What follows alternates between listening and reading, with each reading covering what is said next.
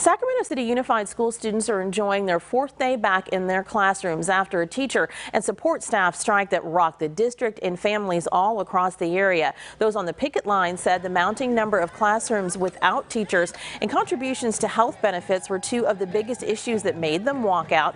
The district originally maintained it couldn't offer more in contract talks because it was trying to be responsible and live within its means. The man leading the district, ultimately responsible for its direction, Superintendent Jorge Aguilar, with me now live. Good morning to you, sir, and welcome to Fox 40 News at 11.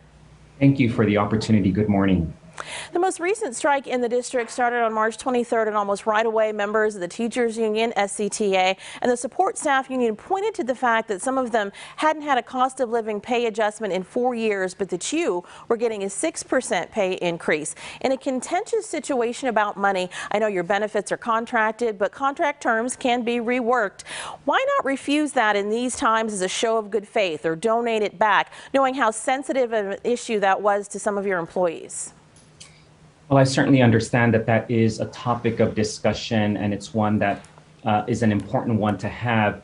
What we have continued to do is make sure that we try to look long term at what the needs are in our district from a budgetary standpoint. The issue of my salary is one that can be addressed. I've not received a salary increase either last year or this year, but nevertheless, what's important here is that we have now the opportunity, and we reached agreements where we both can demonstrate the value of all of our employees, of all of our educators, while still trying to keep in mind that long term, we have to stay focused and make sure that we are prepared for economic uncertainties, that yes, we continue to offer fair and competitive compensation packages to our educators, whether that's our teachers, our support staff, our administrators, even those that are not represented by any of our labor partners or unions.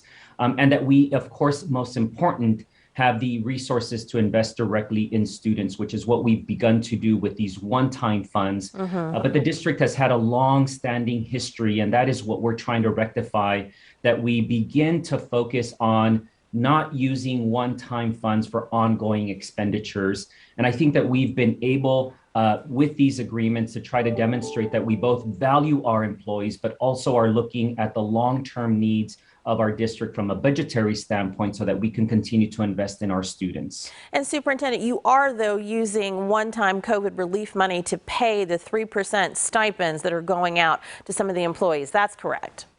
It is. In fact, it's not just 3% stipend. In the case of our teachers, it actually is 3% bonuses for all the way back to the 1920 school year and the 2021 school year.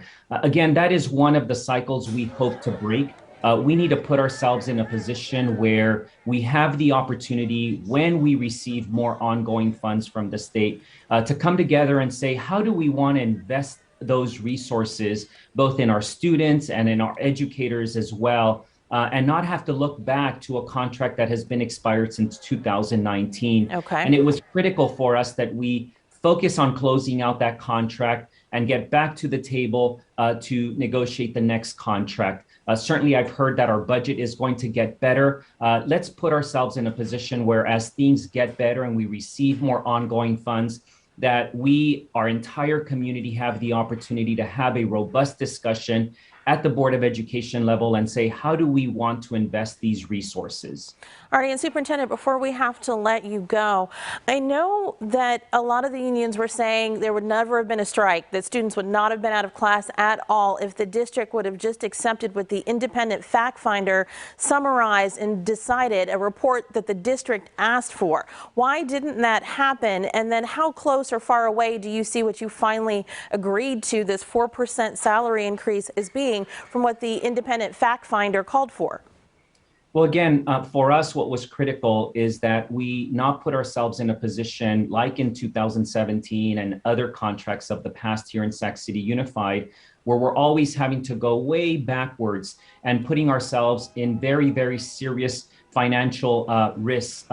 We know that we are still under stay and rescind authority. We still have fiscal oversight from the County Office of Education. And I understand that there's a lot of communication, maybe even miscommunication, and a lot of confusion about these complex issues related to K-12 funding and district budgets when our budgets are, over $500 million. But I will say that where we want to head is April 21st at our board meeting, where we will hear for the first time the analysis of the Sacramento County Office of Education, which has 10 days to study every term of the contracts that we have negotiated. And they will come to our board meeting and they will present their own independent findings about the potential impact on the budget. Again, for us, we want to make sure that we are striving to look way long term and put ourselves in a position, we're the only district in Sacramento County that is understay and rescind and has the kind of fiscal oversight with a fiscal advisor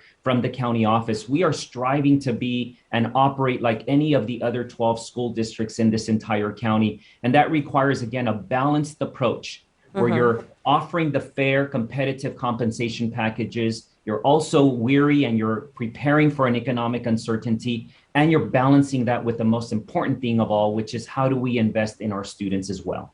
We appreciate your time this morning, but just to be clear, we could not have avoided the strike by just going with what the independent fact finder summarized?